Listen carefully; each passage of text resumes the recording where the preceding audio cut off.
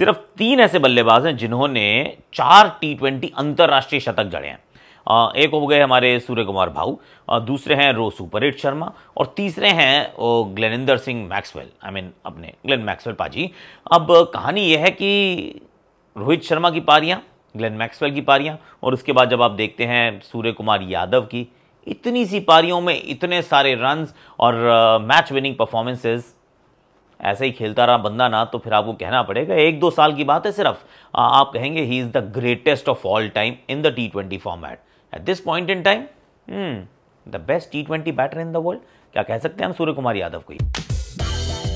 Bowling की मस्ती, batting का कमाल, क्रिकेट की बातों से मचाएंगे धमाल। Previews, reviews, in depth analysis मिलेगा आपको ऑन क्रिकेट चौपाल।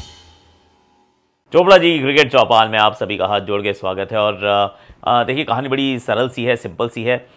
मुकाबला आप जीत गए और बड़े लंबे मार्जिन से जीते हैं। इंडिया डू और डाई मुकाबले बहुत कम हारता है, पर कहीं मैं पढ़ रहा था कि जैसे ही तारीफ करने किसी की लगते हो तो फिर 19 नवंबर याद आ जाता है। ये सूर्य कुमार यादव की पारी देख के बहुत लोगों को लगा, जब आप मैच जीतते हो, कोई श्रृंखला जीतते हो तो लोग यही बोलते हैं। मैं ये नहीं कह रहा हूँ कि जो बीत गई सो बात गई, पर उसको पकड़ के रखने से आज को गवा देना is not a great thing. फिर वो एक डिफरेंट फॉर्मेट था, ये डिफरेंट फॉर्मेट है। सूर्य कुमार यादव ने तो वैसे भी किसी को नहीं कहा था कि भैया मुझे खिलाओ, आपने खिलाया। अब उनसे फाइनल में रन बने या नहीं बने, अकेले वो तो आउट नहीं हुए थे, आउट तो शुभमन गिल भी हुए थे, वो श्रेयस अय्यर भी हुए थे, सूर्य कुमार यादव भी हुए थे। अब नहीं बने रन तो नहीं बने रन यार। इसके लिए जब वो रन बनाए तो फिर I think it's unfair criticism कि यार तब नहीं बनाए यार।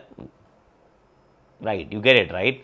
सूर्य कुमार यादव, जरा इनकी बात करते हैं, क्योंकि ये जो आपके सामने 3 नाम हैं, रोहित शर्मा, ग्लेन मैक्सवेल और सूर्य कुमार यादव, जब आप पारियां देखते हैं तीनों बल्लेबाजों की तो फिर लगता है वाओ।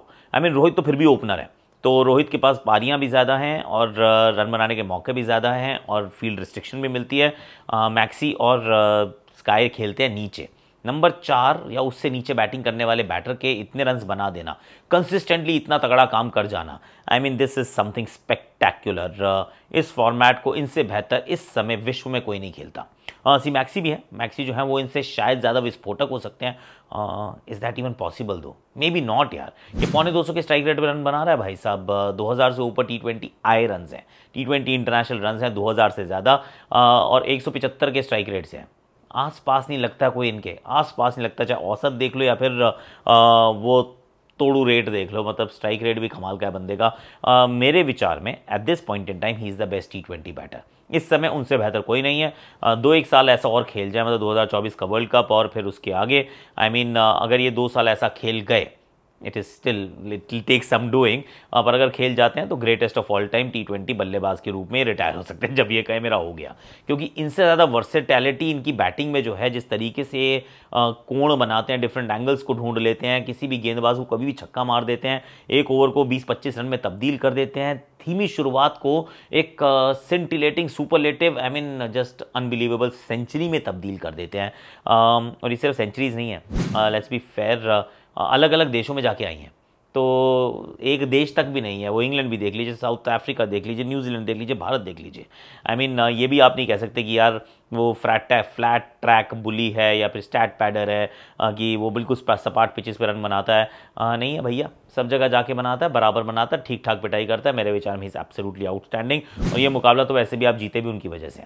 लेट्स बी फेयर, जिस तरीके की उन्होंने बैटिंग की है, हालांकि उससे पहले Yashasvi Jaiswal was absolutely outstanding again. ये एक और खिलाड़ी है जो बार बार कह रहा है कि आप ना मुझे रखो ज़रा, प्लीज़ मेरा थोड़ा ध्यान रखो, मैं इस टीम का हिस्सा बनना चाहता हूँ, मेरे पास काबिलियत है, मैं ओपन करके लेफ्टी खेलता हूँ ऑफकोर्स, तो फिर मेरे पास एक एज है, हवा में मारना, ग्राउंड में मारना, रन्स बनाना। I am an all format player, please keep me in your thoughts. और मुझे लग रहा है कि ये बंदा तगड़ा प्लेयर है, पर in the same breath Shubman Gill की टी20 आई नंबर्स में थोड़ी सी इनकन्सिस्टेंसी है। लेट्स बी फेयर, 1-2 बड़ी पारियां हैं, लेकिन उसके इर्द गिर्द पहले भी और बाद में भी वो लो स्कोर्स बहुत सारे हैं, और लेफ्ट आर्म स्पिन के सामने it seems there is an issue. Every once in a while जो है वो लेफ्ट आर्म स्पिनर आता है, इनको फंसा लेता है। और वो कब फंसाता है, आई विल टेल यू। जो मेरा अंडरस्टैंडिंग है वो ये है कि लेफ्ट आर्म स्पिन के सामने आउट होते हैं जब पावर प्ले में लेफ्ट आर्म स्पिनर आ जाए, शुरुआत में आ जाए, फिर वो चाहे गुदकेश मोटी हो या फिर केशव महाराज हो, इनको आप फंसा सकते हैं। Tilak Varma is missing opportunities. ये भाई को ध्यान रखना पड़ेगा, क्योंकि आयरलैंड अच्छा नहीं रहा था। अब यहाँ पे भी आपको 3 नंबर पे खेलने का मौका मिल रहा है। पिछली श्रृंखला आपने नीचे बैटिंग की थी, वहाँ उतनी बैटिंग आई नहीं थी, तो फिर अगर इतनी जल्दी जल्दी आप अपने इनिंग्स गंवाते जाएंगे तो 3 नंबर तो भैया वैसे भी आपको आसानी से नहीं मिलेगा, वो कोहली का है। और मुझे तो वैसे भी लग रहा है, मैं तो कह ही रहा हूँ कि रोहित भी खेलेंगे, कोहली भी खेलेंगे। अगर वर्ल्ड कप खेलने ही वाले हैं तो तिलक वर्मा के लिए तो ये बहुत बड़ी श्रृंखला है, और उस श्रृंखला का फ़ायदा अभी तक क्या मतलब ख़त्म हो गई श्रृंखला, अब उसका तो फ़ायदा नहीं उठा पाए हैं, तो that is not a good story. पर सूर्या भाई भाव क्या खेलता है। Ritesh Sharma is also has missed out on opportunities. उनकी अपॉर्चुनिटीज़ की तरफ ना आप जब सोचते हो तो आप कहते हो यार कोई नहीं, यार कोई नहीं, क्योंकि नीचे बैटिंग कर रहा है, पर बैटिंग तो नीचे ही करनी पड़ेगी। अगर ये नहीं करेंगे तो कोई और करेगा। अब वो कोई और कौन होगा? वो अगर ऋषभ पंत फिट हो जाते हैं तो वो हो सकते हैं, वो केएल राहुल भी हो सकते हैं, संजू सैमसन और ईशान किशन शायद नहीं हो सकते हैं, क्योंकि वो नीचे अपनी फ्रेंचाइज के लिए नहीं खेलते हैं। और वाइट बॉल क्रिकेट में आई मीन संजू में भी हो सकते हैं। संजू को मैं कह रहा हूँ अगर खेलना शुरू करते 5 नंबर पर राजस्थान के लिए, खेलेगा नहीं, आई मीन ऑब्वियस है। और ईशान किशन भी 5-6 नंबर पे वो भी नहीं खेलेंगे, और वो उनका भी कोई चांस नहीं है। तो Ritesh Sharma is kind of a front runner but not a front runner, क्योंकि उतने अभी अच्छे प्रदर्शन लगातार नहीं किए हैं। South Africa now I spare a thought, यार उनकी मैं टीम देखता हूँ, वो जेराल्ड कोएट्ज़ी चले गए, मार्को एंसन चले गए, टीम वैसे भी पूरी टीम तो खिलाते नहीं है आजकल। तो ऐसा लग रहा है कि ये बायलैटरल सीरीज़ खेल तो रहे हैं पर खेलने का मन नहीं है ना, मतलब हम तो फिर भी थोड़ा ज़्यादा सीरियसनेस के साथ खेलते हैं, पर देन क्या ही खेलते हैं, क्योंकि अभी हम बात करें कि आगे जाके क्या होगा। पर शामी को हमने पिछले वर्ल्ड कप से अभी तक एक मैच भी T20 का नहीं खिलाया है, और हो सकता है कि उनको वर्ल्ड कप में बुला लें, तो ऐसा हम भी रेगुलर बेसिस पे करते हैं हम कि अश्विन नहीं खेलते हैं फिर सीधा वर्ल्ड कप खेलते हैं। तो बायलैटरल को कोई ध्यान दे ही नहीं रहा है, सबको लग रहा है ठीक है आन दो, खिला रहे हैं खेल लेंगे, लेकिन एट सम स्टेज ब्रॉडकास्टर ज़रूर बोलेगा कि भैया आप मेरे से लेते हो बहुत सारे पैसे, और अगर मेरे को आप अच्छी टीम्स नहीं दोगे खिलाने के लिए, मैदान पे नहीं उतारोगे और अच्छा कॉन्टेस्ट नहीं होगा, तो आई एम नॉट इंटरेस्टेड यार। आप अपनी प्रायोरिटीज जैसे भी सेट करना चाहते हो, लेकिन अगर मेरे से पैसे चाहते हो तो I need A++ players to play more often than not. और यहाँ पे क्या हो रहा है कि जो A+ प्लेयर होते हैं वो सारे मिस ही करते रहते हैं, चाहे वो इंडिया के हो या साउथ अफ्रीका के हो या इंग्लैंड के हो, किसी का खेलने का मन नहीं कर रहा कि भैया ठीक है, वर्ड भी कहता है जान दो यार। तो ये जब मैंने साउथ अफ्रीका की जब टीम देखी तो मुझे लगा नहीं होने वाला है इनसे, क्योंकि बॉलिंग बहुत ही कमज़ोर नज़र आ रही थी। हालांकि Nandre Burger is actually not a bad bowler, Keshav Maharaj अच्छे विकेट चटका जाते हैं, बैटिंग में तो एकदम से धड़ामी हो गई भाई साउथ अफ्रीका की। तो ये आई मीन कह सकते हैं कि वेल बोल्ड बॉलर्स, पर बैटिंग बहुत ही साधारण लग रही थी। But then anyhow India इस मुकाबले को जीत जाता है, इंडिया श्रृंखला जीत जाता है। पर इसकी जो सबसे बड़ी कहानी थी वो ये थी कि सूर्य कुमार यादव, भाई सूर्या भाऊ, मैं आपसे ये सवाल पूछ रहा हूँ actually, is he the best T20 batter in the world? मैं कह रहा हूँ yes, at this point in time उनसे बेहतर कोई नहीं है।